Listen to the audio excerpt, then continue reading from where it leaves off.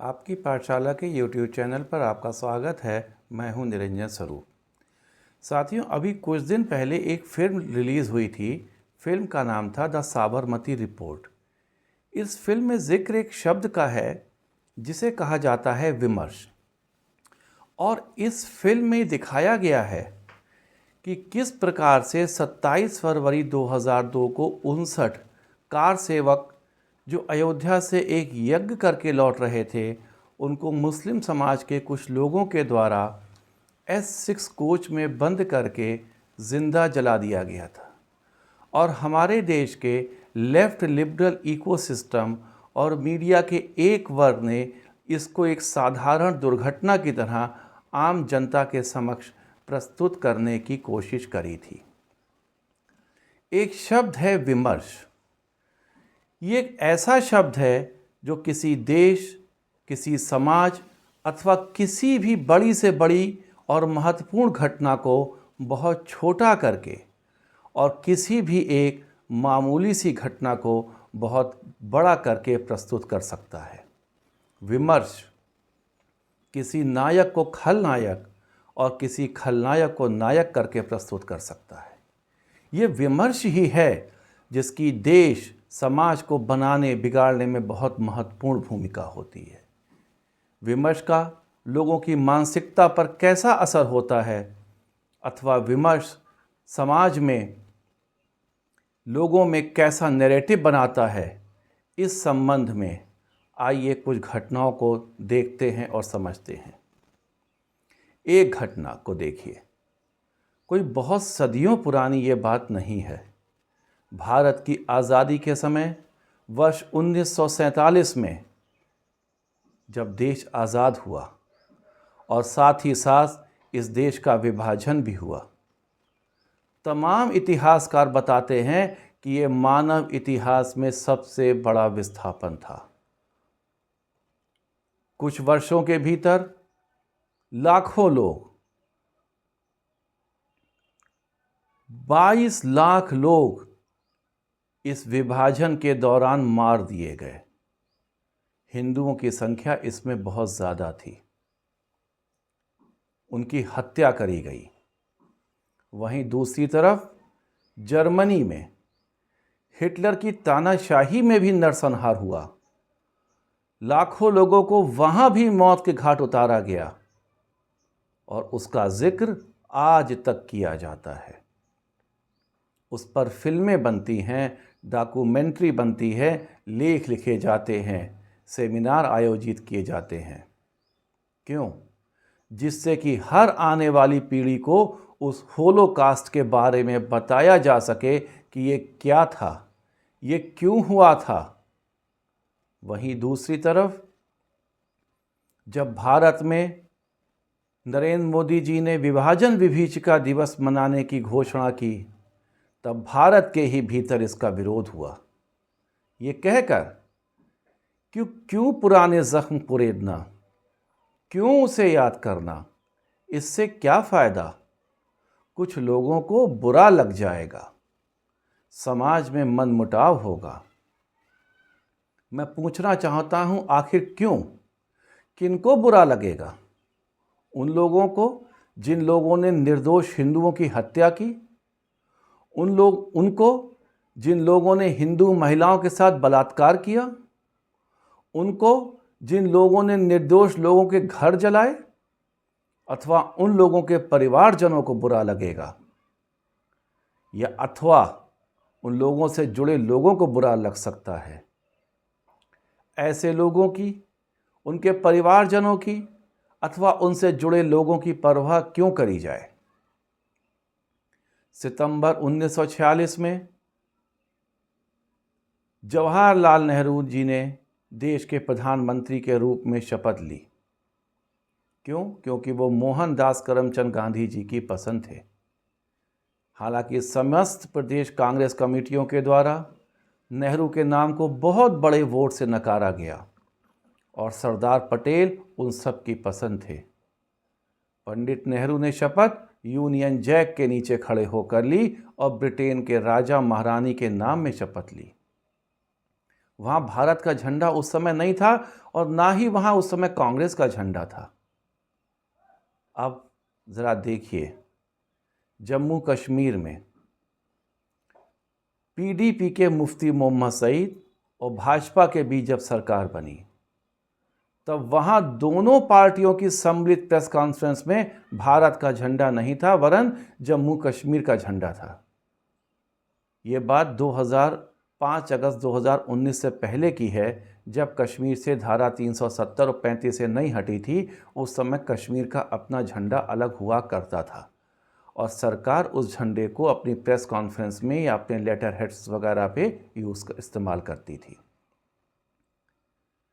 तो भारत का तिरंगा झंडा उस प्रेस कॉन्फ्रेंस में नहीं था, जम्मू कश्मीर का झंडा था। इस बात को पुनः भारत में कुछ लोगों ने उठाया, जोर शोर से उठाया कि भारत का झंडा वहां क्यों नहीं था।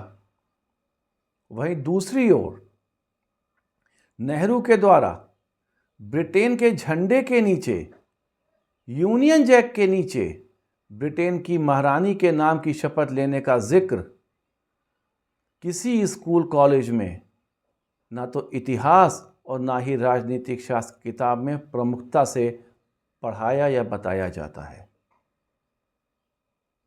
कहीं गाहे बगाहे इसका हल्का सा जिक्र मिल जाए, वो भी उच्च शिक्षा के स्तर पर। दो घटनाएं, एक ही विषय भारत का झंडा ना होना, परंतु एक पर मोदी सरकार को, मोदी को कोसना और दूसरी घटना पर मुंह पर ताले। कुछ लोग कह सकते हैं कि सितंबर 1946 में भारत का झंडा तय नहीं हुआ था। ठीक बात है, बिल्कुल सही है। तो नेहरू ने ब्रिटेन के झंडे के नीचे शपथ लेने से मना क्यों नहीं किया? नेहरू ब्रिटेन के झंडे के नीचे शपथ लेने से मना कर सकते थे, या कांग्रेस के झंडे के नीचे शपथ लेने की बात तो कर सकते थे। अंग्रेज इस बात को मानते ना मानते वो बात की बात थी।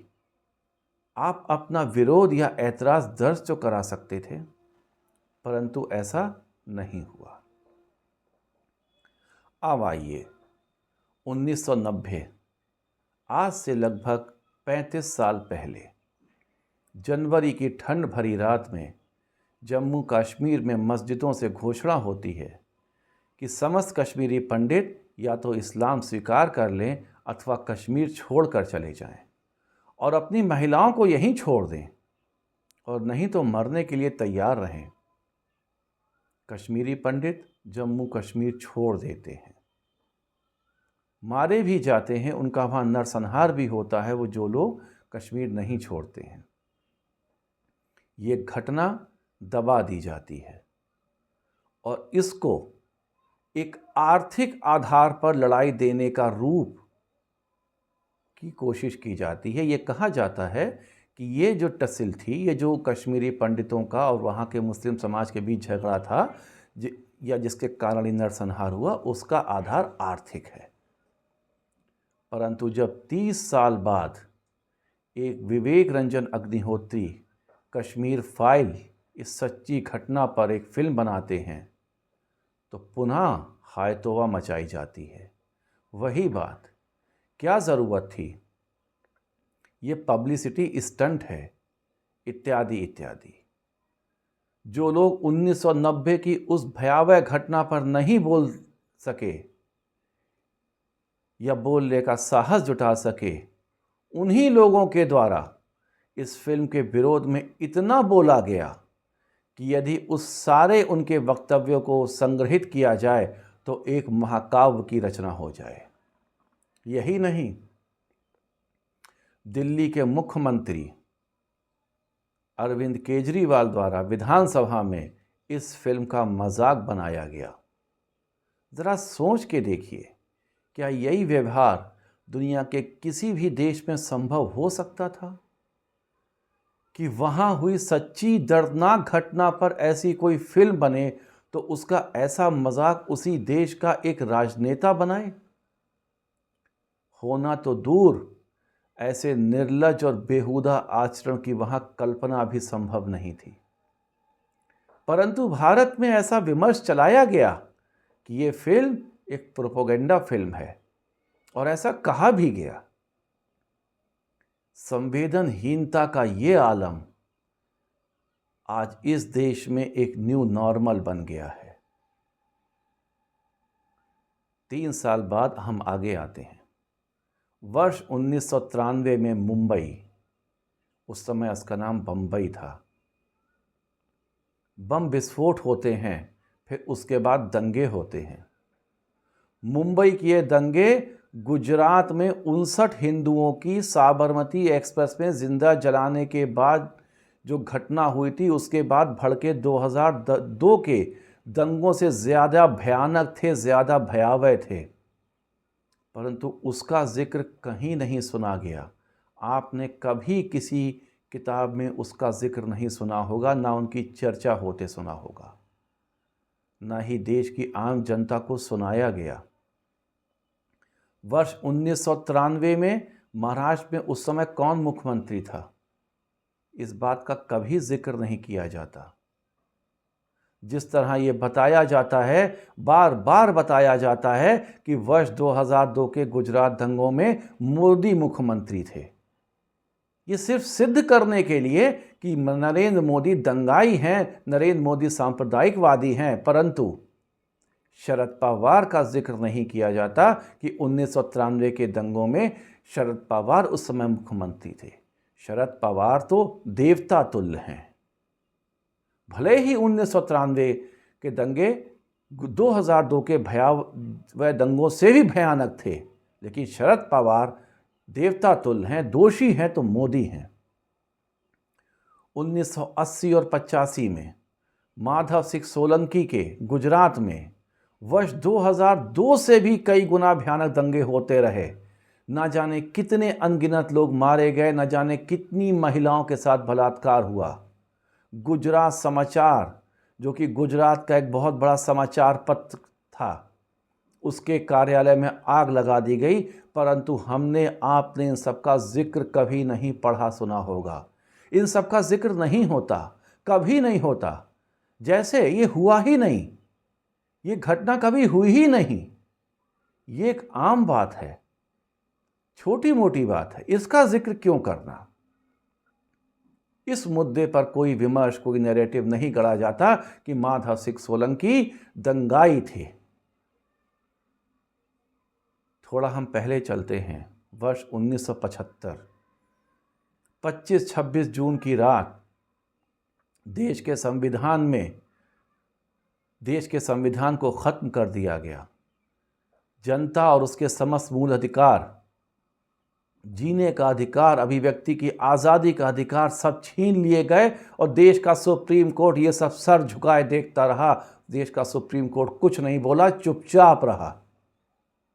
तब जबकि वर्ष 1973 का सुप्रीम कोर्ट का केशवानंद भारती का फैसला आ चुका था। देश के संविधान का बेसिक स्ट्रक्चर नहीं बदला जा सकता, इस प्रकार का फैसला आ चुका था, परंतु देश के सुप्रीम कोर्ट ने दखल नहीं दिया। कोई सुमोटो संज्ञान नहीं लिया गया, कुछ नहीं, जैसे ये सब नॉर्मल है, ये तो होता ही रहता है। अगर हो गया तो क्या बड़ा बात हो गई। कांग्रेस पार्टी और नेहरू की वारिस द्वारा लोकतंत्र खत्म कर दिया गया। देश में प्रेस, मीडिया इत्यादि पर सख्त प्रतिबंध लगा दिए गए। अभिव्यक्ति की आज़ादी खत्म कर दी गई। न्यायपालिका को अपना पालतू बना दिया गया और वही पार्टी आज खुद को संविधान की रक्षा करने वाली, लोकतंत्र की रक्षक, अभिव्यक्ति की आज़ादी की रक्षक के रूप में प्रस्तुत कर रही है। और कुछ लेफ्ट लिबरल गैंग के लोगों के द्वारा भी ऐसा ही किया जा रहा है और उनके द्वारा ये तर्क दिया जाता है कि अरे हो गई गलती तो क्या। और वहीं दूसरी तरफ यही लोग देश में वर्तमान परिस्थितियों को कहते हैं कि देश में आपातकाल से भी खराब हालात हैं। ये वो हालात हैं जिसमें सड़क पर राहुल गांधी और उनके अनुयायी नारा लगाते हैं चौकीदार चोर है, और ऐसा नारा लगाने पर उनको कोई सज़ा नहीं मिलती, कोई गिरफ्तारी नहीं होती। लेकिन देश में लोकतंत्र इस समय ख़त्म हो चुका है और 1975 के बाद लोकतंत्र आबाद था। और तो और इस पर लोग विश्वास कर रहे हैं। जो लोग 1975 में आपातकाल के विरोध में नहीं जेल गए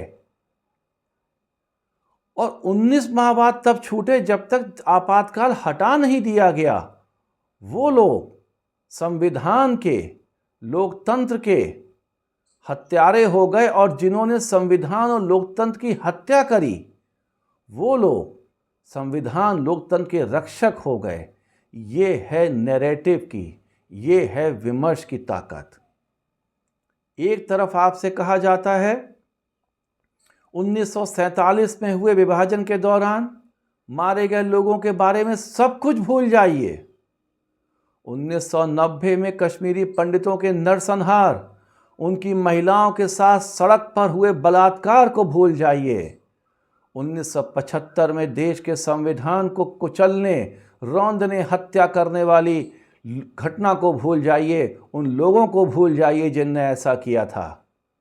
1993 के बम विस्फोट और उसके बाद हुए दंगों को भूल जाइए। पर क्या याद रखिए, ये याद रखिए कि गुजरात में वर्ष 2002 में दंगे हुए थे, उनको मत भूलिए। उन्हें बार बार लगातार याद करते रहिए। ये है विमर्श की ताकत। आखिर ऐसा क्यों होता है, और होता है तो कैसे होता है? ये तब होता है जब नैरेटिव या विमर्श गढ़ने की ताकत एक विशेष वर्ग, एक खास विचारधारा के पास होती है। तब इस प्रकार के विमर्श अथवा नैरेटिव समाज में खड़े किए जाते हैं। ये जो खास विचारधारा है ना, ये कभी नहीं चाहती कि उनकी विचारधारा से इतर कोई विचारधारा है जिससे वो असहमत हैं, वो विचारधारा आगे बढ़े, पनपे। अपनी विचारधारा से इतर विचारधारा को ये लोग नीचा दिखाने की, उसे गिराने की और मिटाने की हर संभव कोशिश करते हैं, उसे बदनाम करते हैं। कभी सांप्रदायिकता के नाम पर, कभी लोकतंत्र की हत्या की आड़ में, कभी संविधान की आड़ में, और कभी संविधान खत्म कर दिया जाएगा, इस प्रकार के नारों से। जो लोग हमारे समाज में इस मानसिकता के हैं, वो तो ये चाहते हैं कि उनको खरोंच भी आए तो उसका चर्चा हर तरफ हो, आजीवन उसका चर्चा होता रहे। उसको याद रखिए कि फलां साहब के खरोंच आई थी। और यदि आपके घर में किसी की हत्या हो जाए, निर्मम हत्या हो जाए, आपके घर की महिलाओं का बलात्कार भी हो, तो कोई चर्चा नहीं होनी चाहिए। ये तो आम बात है, हो जाता है। लड़के हैं, लड़कों से गलतियां तो हो ही जाती हैं, हुआ ही करती हैं। ये शब्द कहकर इन बातों को भूल जाइए। ये आम बात है, या ये कहिए कि ये न्यू नॉर्मल है। तो क्यों चर्चा करेंगे इस न्यू नॉर्मल की? ये सोच है इन लोगों की। हम जो कह रहे हैं, हमारी जो सोच है, हमारी जो विचारधारा है, वही सही है, सर्वथा सत्य है। उसे ही माना जाए, उसे ही स्वीकारा जाए, उस पर चला जाए। इसके अतिरिक्त कोई विचार, कोई मत, कोई सोच, सब अस्वीकार है इन लोगों को। यही सब हुआ है साथियों, यही सब हुआ है इस देश के इतिहास के लेखन में। समस्त भारत के इतिहास को एक खास विचारधारा के चश्मे से देखकर उसका लेखन किया गया। और मुझे कहने में कोई गुरेज नहीं है कि ये विचारधारा वामपंथी, तथाकथित वामपंथी विचारधारा थी, तथाकथित लेफ्ट लिबरल विचारधारा थी। इसी विचारधारा के चश्मे से देखकर देश के इतिहास का लेखन किया गया। और 1947 के बाद से लगातार यही पढ़ाया गया हमको, और इसी प्रकार की विचारधाराएं गढ़ी जाती रहीं। यही पढ़ाया गया। भारत की आज़ादी की लड़ाई में 1857 से 1947 तक कितने ही अनगिनत लाखों लोगों ने बलिदान दिया, उनकी कोई चर्चा नहीं। हमें पढ़ाया गया सिर्फ एक परिवार या एक व्यक्ति ने इस देश को आज़ादी दिला दी, आज़ाद करा दिया। आज भी हमें जितना जिक्र पंडित जवाहरलाल नेहरू या मोहनदास करमचंद गांधी जी के भाषणों, वक्तव्यों, लेखों इत्यादि का मिलता है, उतना 1857 के प्रथम स्वतंत्रता संग्राम के बलिदानियों का नहीं मिलता। अंग्रेज इस देश से असहयोग आंदोलन से, भूख हड़ताल से या अन्य आंदोलनों से डरकर नहीं भागे थे। 1857 के संग्राम और उसके पुनः होने की आशंका के डर से और नेताजी सुभाष चंद्र बोस के आज़ाद हिंद फौज द्वारा अंडमान निकोबार पर कब्जा करने और वहां आज़ादी की घोषणा किए जाने के बाद मुंबई या बंबई में म्यूटिनी के कारण अंग्रेज भारत छोड़ के भागे थे। किसी भी भारत छोड़ो आंदोलन, असहयोग आंदोलन इत्यादि से छोड़ के अंग्रेज कभी नहीं भारत भागे थे। परंतु आज तक पढ़ाया बताया नहीं गया, ये सब नहीं पढ़ाया गया, क्योंकि इससे उनका भारत को बदनाम करने का, भारतीय संस्कृति को बदनाम करने का, सभ्यता को बदनाम करने का और भारतीय संस्कारों को हीनता से ग्रसित दिखाने का उनका एजेंडा पूरा नहीं होता था।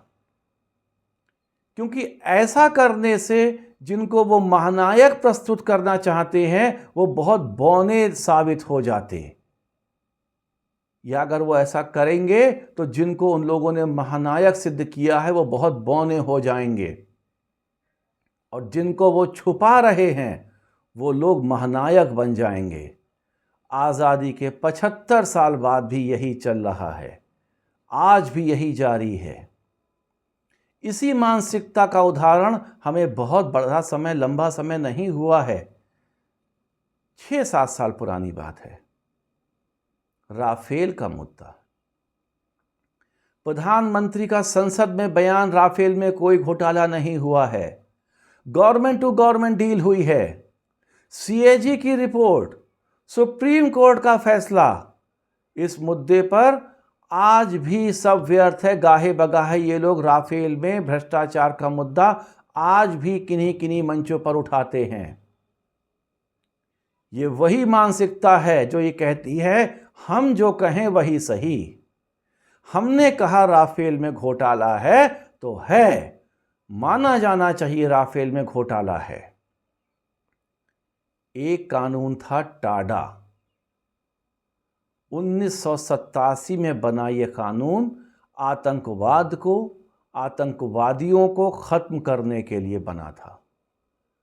गुजरात में टाडा के अंतर्गत 1 लाख मुस्लिम लोगों को जेल में डाला गया। 1993 में संजय दत्त की गिरफ्तारी के बाद तुरंत इसे खत्म कर दिया गया। सुप्रीम कोर्ट ने भी सरकार की आलोचना करी और इन 1 लाख लोगों को रिहा कर दिया। फिर संजय दत्त गिरफ्तार होते हैं और संजय दत्त के गिरफ्तार होते ही टाडा के अंतर्गत गिरफ्तार होते हैं। ये कानून सांप्रदायिक हो गया, इसे खत्म किया गया। फिर वही नैरेटिव का खेल। एक खास विचारधारा ने कहा कि टाडा सांप्रदायिक है, तो यही सच है। अरे भाई मानिए टाडा सांप्रदायिक है, क्योंकि वो खास विचारधारा, लेफ्ट लिबरल विचारधारा कह रही है कि टाडा सांप्रदायिक है। इस कानून से आतंकवाद बंद हुआ होगा, देश में शांति आई, क्या हुआ? कोई बड़ी बात नहीं, शांति आई तो क्या, देश को भले ही प्रगति के रास्ते पर ले जाने में सफलता मिली। देश की प्रगति से, विश्व में बढ़ते देश के कद से इन लोगों को कभी कोई मतलब नहीं। अपनी विचारधारा को थोपने, मनवाने के लिए ये लोग व्यक्ति विरोध से आगे बढ़कर देश विरोध तक जा रहे हैं। इन्होंने भारत का बढ़ता कद, इनको रास नहीं आ रहा। इन्हें भारत का बढ़ता कद विश्व में रास नहीं आ रहा, या यूं कहे कि इनको रास ही नहीं आता है देश का बढ़ता कद। इन्हें देश की प्रगति विकास नहीं चाहिए। देश गर्त में जाए तो जाए, इन्हें अपने नैरेटिव और एजेंडे से सरोकार है।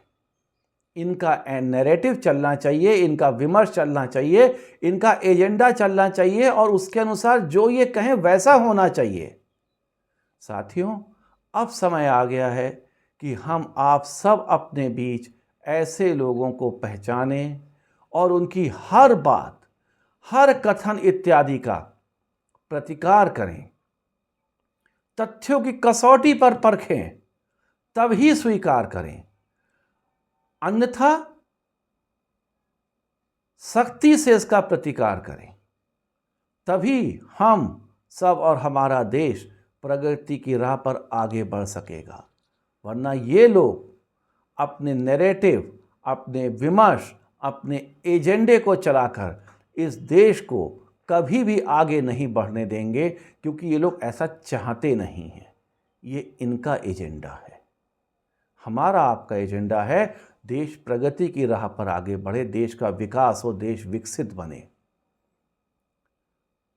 साथियों, आज के अंक में इतना ही। फिर मैं अगले अंक में किसी नए मुद्दे के साथ आपके समक्ष एक तथ्यपरक विश्लेषण लेकर प्रस्तुत होऊंगा। तब तक के लिए नमस्कार। मेरी आपसे विनती है, करबद्ध विनती है, अनुरोध है कि आप इस चैनल को देखिए, लाइक कीजिए, शेयर कीजिए और सब्सक्राइब ज़रूर कीजिए। नमस्कार।